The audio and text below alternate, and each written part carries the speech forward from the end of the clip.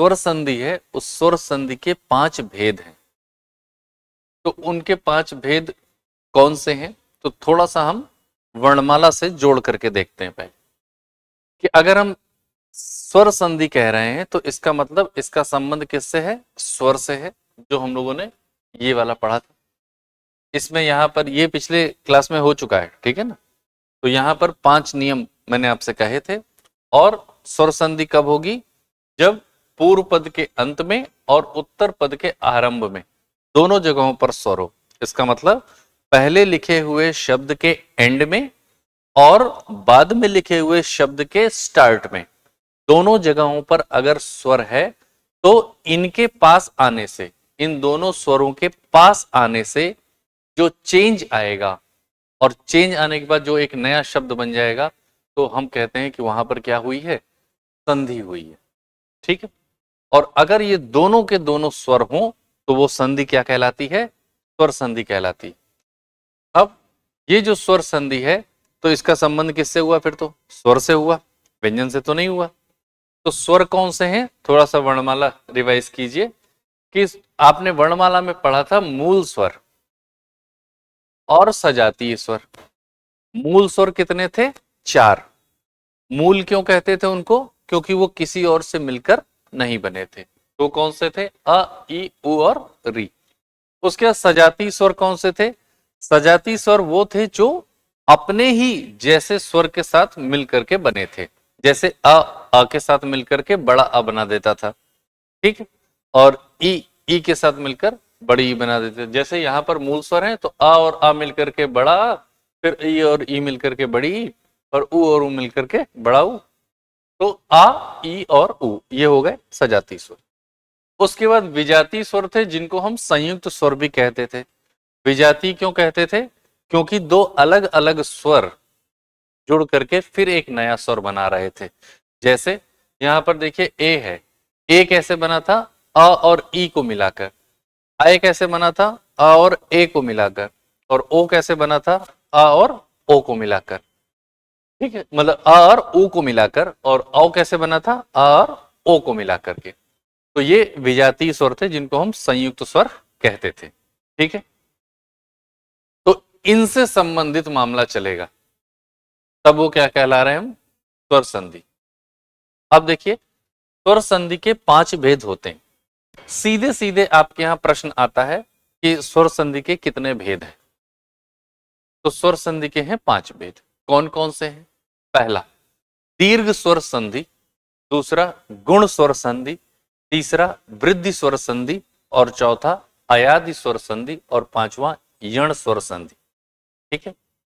अब चूंकि objective type exam है तो ऐसा पूछने की संभावना बहुत कम है, या कह लीजिए कि लगभग ना के बराबर है कि वो आपसे ये सूत्र दे करके पूछें कि ये सूत्र किसका है।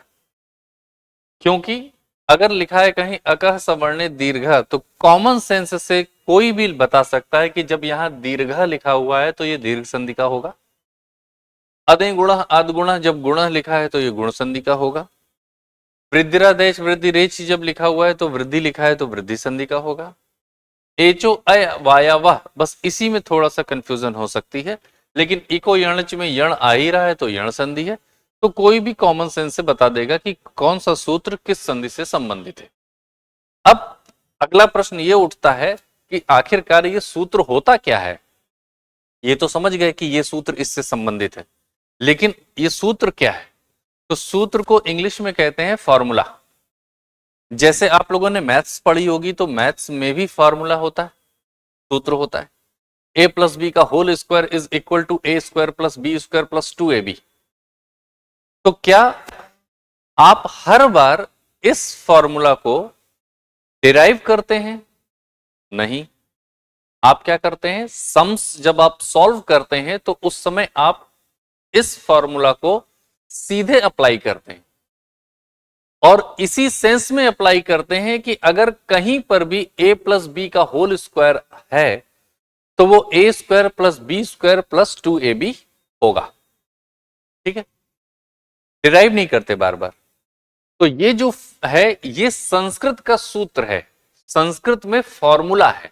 जैसे मैथ्स में फॉर्मूला होता है वैसे संस्कृत में फॉर्मूला है, और ये फॉर्मूला ये बताता है कि अकह सवर्णे दीर्घा, मतलब जब सवर्ण मिलेंगे, सवर्ण मिलेंगे मतलब जब ये वाले सजाती वाले, ठीक है ना, ये सेम टू सेम मिलेंगे, आ के साथ मिलेगा, ई के साथ मिलेगा, ऊ के साथ मिलेगा। बस ये है कि संधि होते समय एक चीज होती है कि चाहे छोटा हो बड़ा हो कोई फर्क नहीं पड़ता, छोटे और बड़े का भेद खत्म, डिफरेंस खत्म। तो यहां पर आ, छोटा छोटे आ के साथ मिलेगा तो भी, छोटा बड़े आ के साथ मिलेगा तो भी, बड़ा आ छोटे आ के साथ मिलेगा तो भी, और बड़ा आ बड़े आ के साथ मिलेगा तो भी। इन चारों ही केसेस में जो रिजल्ट होगा वो होगा बड़ा आ। क्यों? क्योंकि संधि का नाम क्या है? दीर्घ स्वर संधि। तो अकह सवर्णे दीर्घ, मतलब जब भी ये सवर्ण मिलेंगे यानी कि सेम टू सेम मिलेंगे तो क्या हो जाएगा? बड़ा हो जाएगा, दीर्घ हो जाएगा, दीर्घ स्वर बन जाएगा वो। तो यहां पर ये वाले बन जाएंगे। तो इसमें रिजल्ट हमेशा क्या होगा? ये होगा। अब चूंकि वर्णमाला में आपको पता है कि बड़ा वाला री है नहीं, वर्णमाला में केवल री है, बड़ा री नहीं है, ये छोटा री है। बड़ा री पहले था, संस्कृत में था, लेकिन हिंदी में है नहीं। तो ये बड़ा री चूंकि है नहीं तो केवल छोटा री है, तो छोटा री है तो फिर छोटा री ही रहेगा। लेकिन अगर ये लोग हैं तो बड़ा आ, बड़ी, बड़ाऊ, यानी कि दीर्घ ही बनेगा हमेशा। किसमें? दीर्घ संधि में। तो देखिए आ बनेगा, ई बनेगा, ऊ बनेगा, और बड़ा री है नहीं इसलिए छोटा री रहेगा। क्लियर? उसके बाद यहां लिखा है अदे गुण अद गुण। तो आपने संयुक्त स्वर देखे थे, तो संयुक्त स्वर में जिस समय वर्णमाला बता रहे थे उस समय भी ये बात हो रही थी कि यहां पर आप देखेंगे कि ए और ओ, ये वाला जो है ये आपको मिलेगा कहां? यहां गुण संधि में। तो ए कैसे बनता है?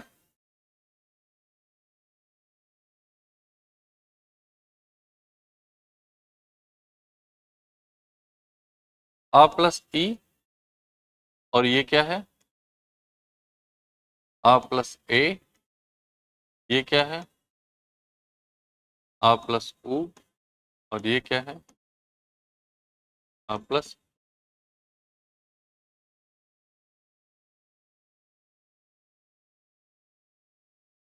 ठीक, तो ये इसमें से जो ये है आपका, और जो ये है,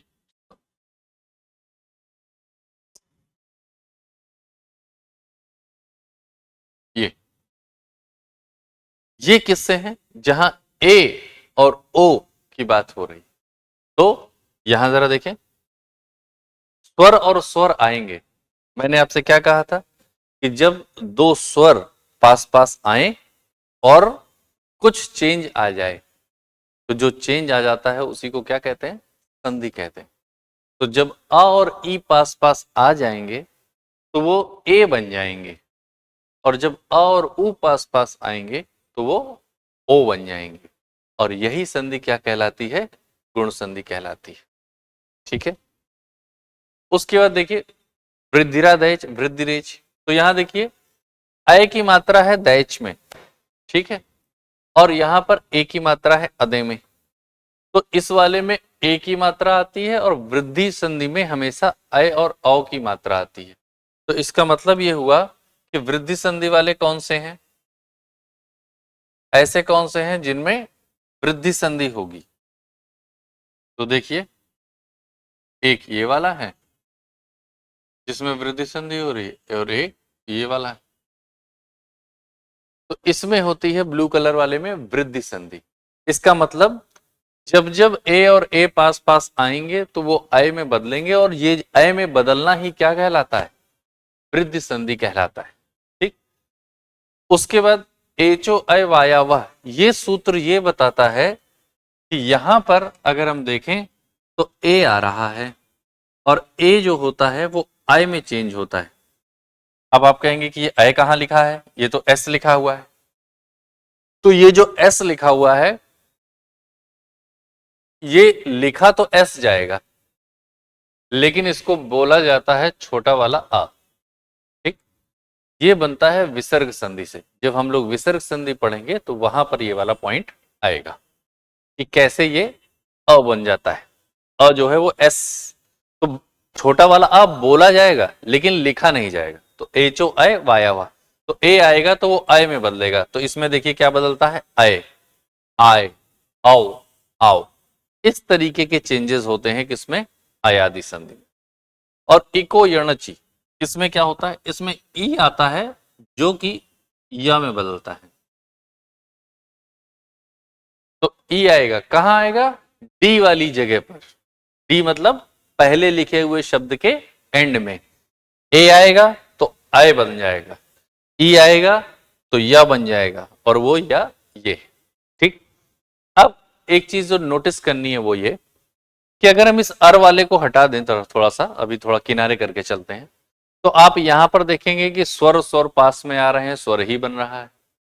इसमें देखें तो स्वर स्वर पास में आ रहे हैं तो स्वर ही बन रहा है। यहां भी स्वर और स्वर पास में आ रहे हैं तो स्वर ही बन रहा है। लेकिन अयादि संधि वो संधि है जहां से आपको देखने को मिलता है कि स्वर और स्वर पास में आते हैं तो आधा हिस्सा देखिए स्वर है इन शब्दों में, और आधा क्या है, व्यंजन। क्योंकि य के नीचे भी देखिए हल रेखा लगी, हलंत लगा है, और व के नीचे भी हलंत लगा है। और यण संधि में तो स्वर है ही नहीं, केवल य व्यंजन, व व्यंजन और र व्यंजन की बात हो रही है। यानी कि यण संधि इन पांचों संधियों में, देखिए क्वेश्चन ऐसे बनाया जा सकता है अगर कठिन क्वेश्चन बनाना होगा तो, कि इन पांचों स्वर संधियों में से केवल यण संधि ऐसी स्वर संधि है जो है तो स्वर संधि, लेकिन इसमें परिवर्तन कौन सा होता है, व्यंजन में होता है।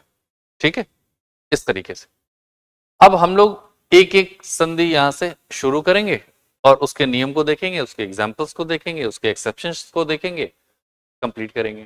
ठीक, तो ये जो फार्मूला है ये आपको याद करने की जरूरत नहीं है, सिर्फ हाँ चूंकि आप पढ़ रहे हैं तो इसलिए आपको पता होना चाहिए कि ये फार्मूला इस संधि का है, ये फार्मूला इस संधि का है।